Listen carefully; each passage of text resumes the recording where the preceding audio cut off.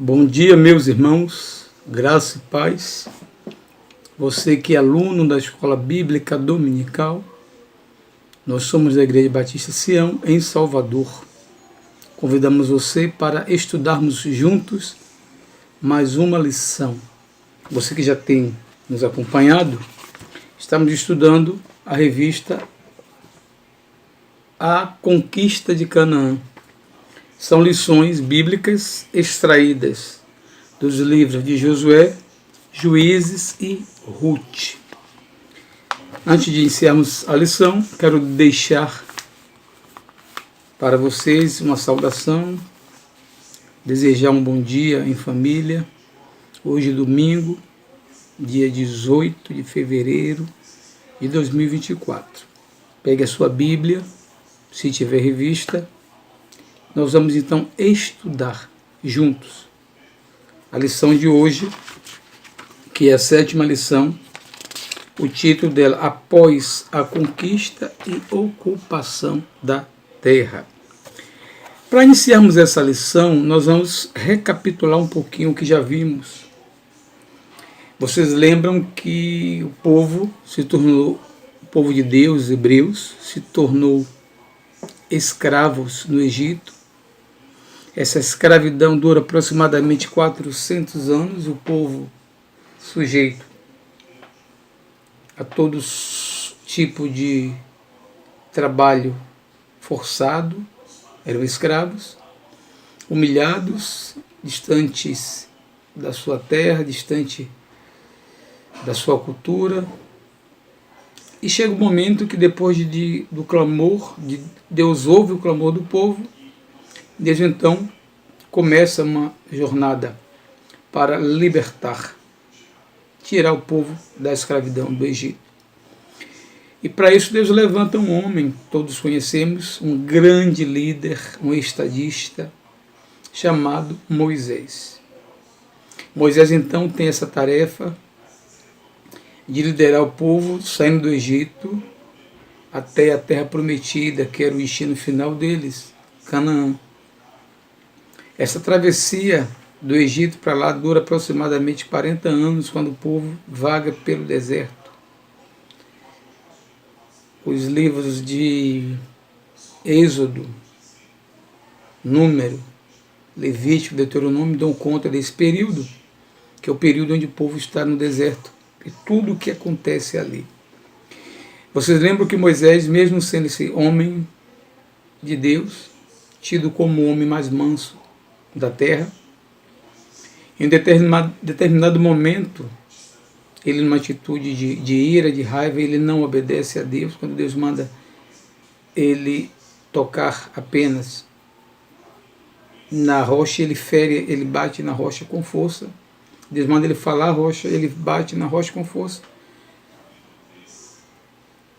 Por essa razão e outras que estão implícitas, ele não chega a entrar na terra prometida. Eu fico pensando que é mais ou menos aquele ditado que a gente diz assim: nadar, nadar e morrer na praia. Ele avista de longe a terra prometida e morre aos 120 anos de idade sem entrar na terra prometida. Dessa geração toda, desse povo todo que saiu do Egito, só entram na terra prometida Josué e Caleb, e os que nasceram nesse período aí de 40 anos de travessia, mas dos que saíram do Egito. Então nós vimos que Moisés, um grande líder, e líder forma líder. Ele formou um líder à sua altura. Esse líder é Josué, chamado Josué. Por quê? O trabalho não termina com o homem. Tem que dar consequência, tem que dar sequência a todo tipo de trabalho. Por isso que não pode haver uma liderança centralizadora, presa, que não passa a visão para os seus liderados. Então houve esse homem chamado Josué, era um jovem quando treinado por Moisés. A Bíblia vai falar dele algo interessante no primeiro capítulo de Josué, no versículo 1 e 2. Sucedeu depois da morte de Moisés, servo do Senhor, que este falou a Josué, filho de Num, servidor de Moisés, dizendo: Moisés, meu servo, é morto. Dispõe-te agora, passa este Jordão, tu e todo este povo, a terra que eu dou aos filhos de Israel. Todo lugar que pisar a planta do vosso pé, vou-lo tenho dado, como eu prometi a Moisés. Desde o deserto, o Líbano, até o grande rio, o rio Eufrates, toda a terra dos heteus e até o mar grande, para o poente do sol será o vosso limite. Então, estudar a história de Josué é estudar a história de um líder militar, político, estrategista. Um líder que teve, diferente de Moisés, enquanto Moisés fez a passagem do povo, liderou o povo durante todo aquele período no deserto, agora Deus levanta o homem para um outro desafio. Eu não sei se Moisés se encaixava nesse perfil, talvez por conta do avançar da idade, não sei. Mas Deus levanta o homem, Deus capacita este homem. A citação que nós temos é interessante, que nós temos registrado no 1:9. Josué 1:9 diz assim: não te mandei eu, Deus falando com Josué, ser forte e corajoso, não temas, nem te espantes, porque o Senhor teu Deus é contigo por onde quer que andares. Então Deus queria, nesse momento, precisava de um homem com essas características: coragem, força, braveza, porque este homem teria que conquistar a terra de Canaã, que nós vimos em lições passadas. Essa terra estava ocupada por outros povos, valentes também, homens de guerra, que disseram: não vamos sair daqui facilmente não. Então Josué teve que lutar com o povo, com a força do Senhor, para ocupar a terra que era promessa. Deus havia dado por promessa desde Abraão. E a promessa agora está se cumprindo, e Josué então tem essa grande missão. Todo líder tem fases. Às vezes ele está por cima, às vezes ele está por baixo. Josué também passou por muitas fases, muitas lutas, liderando o povo ainda, como líder do povo, desse povo que sai do Egito, e agora trabalhando para que esse povo, que já era dividido em tribos, ocupasse essa terra. Então, muitas questões, muitas demandas, todas registradas no livro de Josué, que fala sobre essa problemática toda da ocupação, da distribuição da terra de Canaã. No final de Josué, no capítulo 24, no versículo 29, ninguém é para semente, diz o 29, depois dessas coisas sucedeu que Josué, filho de Num, servo do Senhor, faleceu com a idade de 110 anos. Muito velho, Moisés 120, Josué 110. Sepultaram-no na sua própria herança em Timnat-Sera, que está na região montanhosa de Efraim, para o norte, para o monte Gaás. Veja o 31. Serviu, pois, Israel ao Senhor todos os dias de Josué, e todos os dias dos anciãos que ainda sobreviveram por muito tempo depois de Josué, e que sabiam todas as obras feitas pelo Senhor a Israel. Então vejam aqui, coisa interessante, a liderança de Josué foi uma liderança muito exitosa, porque segundo o texto ele conseguiu fazer com que o povo, mesmo com algumas coisas, né, que surgiram, algumas contendas, ele consegue liderar o povo. Durante esse período que ele é líder do povo, o povo se mantém fiel a Deus. Então Josué é o que nós chamamos hoje, né, de case. O caso é um caso de liderança, uma liderança forte, uma liderança de resultados. E uma das características de Josué foi justamente fazer com que o povo permanecesse fiel a Deus. Essa era uma das demandas. Deus havia feito com o povo uma aliança de que o povo deveria servi-lo integralmente. Integralmente. Essa era a exigência. Isso nos faz pensar hoje, os dias que estamos vivendo, irmãos, dias difíceis, né? Estamos falando hoje, alguns dias após o carnaval, e tantas notícias que vimos e ouvimos, testemunhos, às vezes difíceis até de entender, pessoas falando, pregando em cima do trio elétrico, a mensagem do Senhor, e às vezes a gente fica pensando, né, que está tudo meio que confuso nos dias atuais, meio difícil, né? Então é uma grande responsabilidade hoje, assim como Josué, já pensando e pontuando, que as lideranças têm como guiar um povo tão diferente do povo do passado, né? O povo hoje muito heterogêneo, muito misturado. Como liderar esse povo? Isso para os pastores hoje, rumo à terra prometida, rumo ao céu. Um grande desafio hoje, irmãos, pastorear ovelhas nos dias atuais. E Josué, então, ele passa e ele transmite para as futuras gerações esse legado de um bom líder. Mas aconteceu algo que está registrado, né? Já vamos entrar agora no livro de Juízes, no capítulo 2, no versículo 10, esse é o principal tema da nossa lição de hoje. Diz o versículo 10, foi também congregada a seus pais toda aquela geração, a geração dos que saíram do Egito, nasceram no Egito, durante a travessia, os 40 anos, já que os outros morreram no deserto. Foi também congregada a seus pais toda aquela geração, e outra geração após ele se levantou, que não conhecia o Senhor, nem tampouco as obras que fizera a Israel. Isso é preocupante, esse texto, porque nós vemos e encerramos os versículos finais de Josué, dizendo justamente do empenho de Josué, do trabalho de Josué em fazer com que o povo continuasse servindo a Deus. E o texto diz, serviu, pois, Israel do Senhor todos os dias de Josué, e todos os dias dos anciãos que ainda sobreviveram por muito tempo depois de Josué.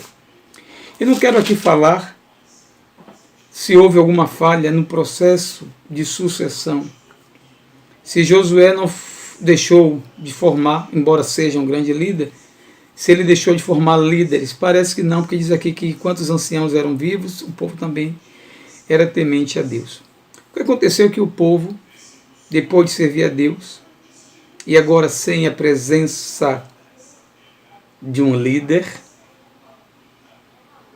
agora o povo se rebela novamente, tentando assumir as rédeas da sua própria vida e esquecendo de Deus. Por quê? Era uma geração que já não saiu do Egito, não lembra dos fatos que aconteceram no Egito, nem de tudo que aconteceu durante a travessia até a chegada na Terra Prometida. E eu fiquei pensando que de repente o que faltou, será que faltou para aquela geração anterior deixar um legado de tudo o que Deus fizera para a geração presente? Talvez. Eu fico pensando hoje que essa história não ficou no passado. É uma história hoje que se repete. Essa história se repete hoje, nos nossos dias, na vida da igreja. E a pergunta que eu faço a você, pai, mãe, avô, você que tem jovens, que tem adolescentes, ainda crianças, o que é que você tem ensinado, o que é que você tem passado, qual o legado que você tem deixado para esta geração? Nós somos uma geração, irmãos, diferente da geração. Eu, por exemplo, para com os meus filhos, penso diferente da geração de meus pais.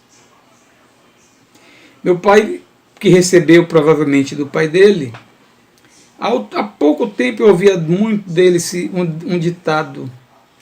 Ele dizia assim: nasci nu, tô vestido. Ou seja, preocupação com o futuro, zero. Meu pai não teve preocupação alguma. Não estou aqui dizendo que ele tinha obrigação, mas ele não teve preocupação alguma de deixar, é vivo ainda, meu pai é vivo, um legado para os seus filhos. Não teve. Em todos os âmbitos, espiritual, moral, financeiro. Meu pai não teve preocupação de deixar um patrimônio, uma casa para cada filho. Isso nunca se passou. Eu entendo, no culpo, cada um age de acordo com o que recebeu e conforme a sua geração. Mas eu, diferente de meu pai hoje, já penso, tenho 2 filhos e eu todo dia digo a eles o que eu tenho e minha esposa também, o que nós temos de melhor. Estamos dando a vocês. Educação, graças a Deus, 2 filhos na UFBA, fruto de muito sacrifício, estudaram em boas escolas através de muito sacrifício. Não temos luxo, não temos conforto, não temos nada demais. E dizemos a eles todo dia: mas vocês têm algo fantástico. Comumente minha filha mais nova chega aqui em casa e ela sempre fala da situação dos seus colegas de escola. Quase todos são de lares desfeitos, ou moram com o pai ou moram com a mãe. De uma classe talvez de 40 alunos, 10 moram com pai e mãe. E eu digo a eles: que interessante, né? Vocês têm pai e mãe, que coisa boa. Que ensinam, educam, passam valores éticos, morais, espirituais. Vez por outra, produto dessa geração, eles reclamam, se queixam. Eu digo: não. Aqui é assim, a lei é essa. Por quê? Eu tento reproduzir para eles, passar para eles, e eu quero que eles passem para a geração futura, para os filhos deles. Os valores espirituais que nós temos. Aqui em casa nós temos muitos valores, podem chamar de regras, mas nós temos. Esses valores são pautados na palavra de Deus. Eu quero deixar para meus filhos, eu peço a Deus todo dia: Senhor, pelo menos que eu possa deixar um imóvel para eles, para que eles não tenham dificuldade ao casar. Não, eu queria, mas não sei. Mas eu penso, não penso como meu pai. Penso, por exemplo, não vejo problema algum deixar um bem, um patrimônio. Acho que é para isso que a gente vive. Eu não quero meus filhos depois brigando por algo que eu deixei, não. Eu acho que um pai e uma mãe em vida ainda já pode fazer, talvez, a divisão dos bens, para não ter o que nós vemos hoje, famílias brigando por causa de algo que alguém deixou, que morreu e não fez a divisão. Isso é importante, mas o que mais eu tenho hoje, a minha maior preocupação para com os meus filhos, eu vejo isso também para com essa geração, é que diferente, assim como a Bíblia está registrada que uma geração vem depois de Josué, que não conhece ao Senhor. Estamos vivendo isso nos dias atuais. Uma geração espiritualmente apática, apagada, descomprometida com os valores do reino de Deus. Não estou falando de regras apenas de conduta, não, mas de valores do reino de Deus. Nós, e aqui eu vou me referir a nós batistas, que é o nosso caso, crentes em Jesus Cristo, mas batistas por convicção, nós somos uma geração que até outro tempo, uma das características, isso não sou eu quem digo, tem estudos, uma das características da marca do crescimento de uma igreja batista estava justamente naquilo que nós chamamos de crescimento vertical. Ou seja, o crescimento se dava através de conversão familiar. O pai era crente, o filho crente, o neto crente e assim crente. Talvez hoje nós sejamos a contada chegada dos batistas ao Brasil, talvez sejamos hoje a 6ª ou 7ª geração. Um fato curioso é que, desta forma, não está havendo nenhum crescimento na denominação. Por quê? Os estudos mostram hoje que não está havendo mais conversão, como no passado, onde o filho era crente assim como o pai e vice-versa. Infelizmente hoje, irmãos, na minha família, talvez na sua, existem pessoas, como nós dizemos, nasceu no Evangelho, mas que hoje estão totalmente soltas, avulsas, separadas do Evangelho. Talvez um filho. Quantos irmãos hoje na igreja? E os filhos não são crentes. Já foram, já frequentaram, mas hoje já não estão. Esses ainda ouviram, mas esses tiveram filhos, que são hoje os netos.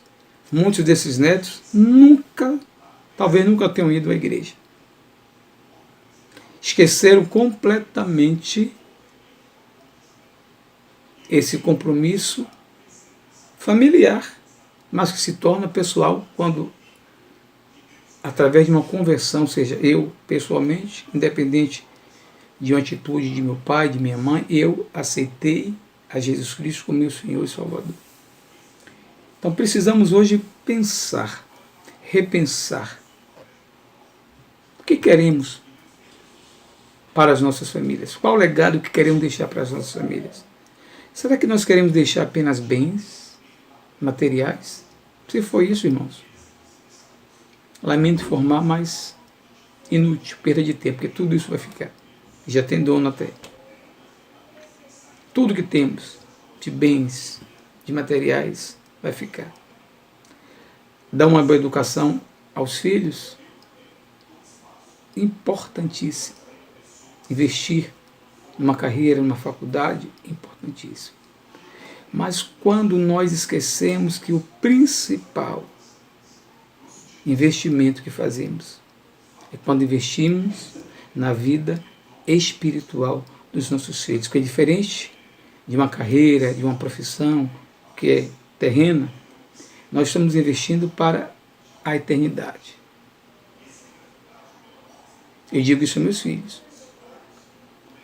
Então nós precisamos hoje pensar o que nós queremos. Vale a pena apenas investir nisto e esquecer?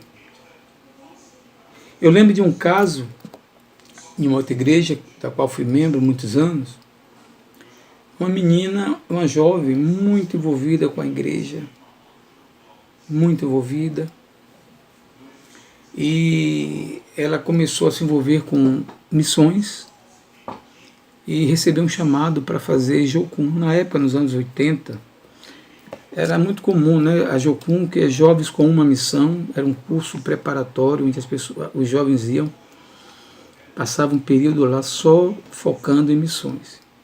E aquela menina então chegou para sua mãe, o pai não era crente, dizendo que ela queria fazer Jocum. E ela já era envolvida com Jocum, já fazia trabalho, já participava eu lembro bem do impacto de carnaval. E sua mãe naquele momento retrucou dizendo que não, que ela não iria para Jocum. Ele iria fazer faculdade, porque na família era comum, a mãe tinha nível superior, o pai tinha, ela teria que fazer uma faculdade. Claro, irmãos, a mãe agiu certo pensar na faculdade da filha, mas eu fiquei pensando, seria esse o momento? A menina poderia muito bem talvez fazer missões, não quer dizer que garantiria alguma coisa, mas eu digo, eu tenho uma também. Se me dissesse hoje, meu pai, quero fazer missões antes da faculdade, eu mandava ela amanhã. Porque eu penso que nesse momento, nessa fase da juventude, é importante, muito importante. E essa menina, então, seguindo o conselho da mãe, vai para a faculdade. Pois bem, faculdade foi o bastante. Não quero dizer que a culpa é da faculdade, mas na faculdade ela se afastou completamente de Deus. A menina muito boa. Hoje ela é gerente de uma caixa econômica aqui em Salvador, concursada, fez o concurso, passou. Mas a menina, que hoje é uma mulher, ela tem aversão à igreja. A menina não quer nem ouvir falar. Não quero culpar a mãe, nem culpá-la, mas isso me fez pensar justamente nisso, porque às vezes nós criticamos e nós podemos até dizer, mas será que os líderes não são os culpados? Não sei, irmão, talvez falta em nós, na família, a manutenção, a preservação desses valores que julgamos que são importantes para a formação, o crescimento, o desenvolvimento, o amadurecimento, a reprodução de um crente. Então, nesse momento, nós precisamos pensar. Primeiro, pensar na importância de um líder. O que falta um líder faz? Um líder bom, um líder comprometido com Deus, um líder entregue totalmente a Deus. E esse líder, ele inspira pessoas. Quantas igrejas crescem por causa de um líder?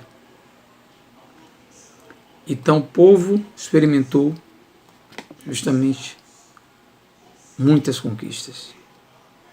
Conquistar a terra, vencer lutas, batalhas, tudo com Josué. Depois que Josué morre, o povo começa a se afastar de Deus. E parte desse afastamento se dá justamente porque o povo não lembrava daquilo que Deus fizera no passado.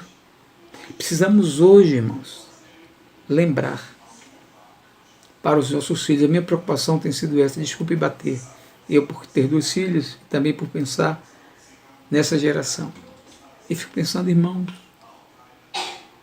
e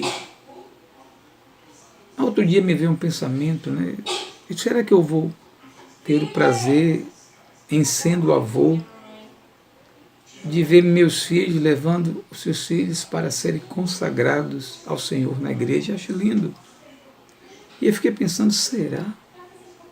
Tenho orado a Deus para que isso aconteça, mas para que isso aconteça, meus filhos precisam se manter no caminho do Senhor e, quando tiverem filhos, também ensinar aos seus filhos. Então, queridos, nós hoje temos uma grande responsabilidade, assim como nos dias de Josué, ensinar para essa geração, para que essa geração vindoura conheça esse Deus. Que não fiquemos apenas também no conhecimento do que ele fez no passado, talvez faltou isso ao povo. Não é apenas lembrar do que Deus fez no Egito, quando tirou o povo do Egito e abriu o Mar Vermelho, não. É viver as experiências pessoais com Deus diariamente. Não é apenas ficar lembrando do que Deus fez no passado, como muitas vezes nós oramos. Deus de Abraão, Deus de Isaac, Deus de Jacó, e não nos incluímos em meu Deus, Deus de Almiro, seu Deus. Então, queridos, que hoje seja um dia de despertarmos para essa realidade. A minha oração é que você tenha essa preocupação. O que eu tenho deixado para minha família? Qual o legado que eu tenho deixado para os meus filhos? E que você seja um canal de bênção. Que o seu lar seja um lar onde a palavra de Deus reine, onde a oração seja presente, onde a comunhão esteja presente, para que, através do exemplo, os nossos filhos e a futura geração seja marcada, seja impactada por tudo isso que nós recebemos do Senhor. Que você seja esse canal de bênção. Que Deus abençoe a sua vida profundamente. Abençoe a sua família, abençoe o seu trabalho, os seus estudos. Que o Senhor faça prosperar a cada um de vocês. Muito obrigado por sua atenção. Até a próxima aula, se Deus quiser. Em nome de Jesus. Amém.